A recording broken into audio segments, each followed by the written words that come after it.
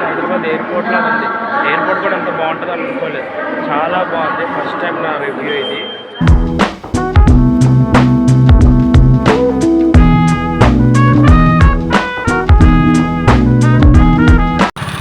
మనం ఆటో ఎక్కువ అన్నమాట. ఇంటికైతే స్టార్ట్ అయిపోతున్నాం. ఇంటికి వెళ్ళాక బ్లాగ్ కంటిన్యూ చేస్తాం.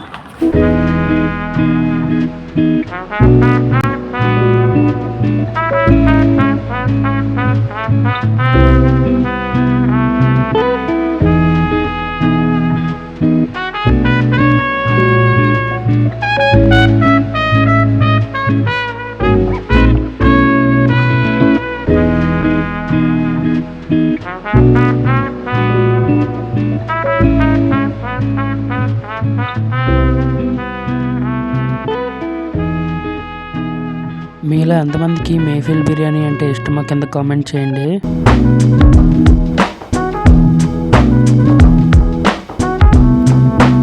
ఈ రెస్టారెంట్ రాగాం. ఈ రెస్టారెంట్ పేరు వచ్చేసి సిల్వర్పేట రెస్టారెంట్ అనమాట. ఇక్కడ మేము ఒక బిర్యానీ ఆర్డర్ చేసాం.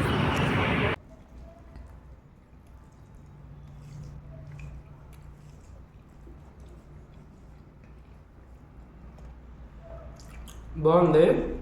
మరీ ఓవర్ స్పైసీగా కాకుండా మైల్డ్ స్పైసెస్తో బాగుంది.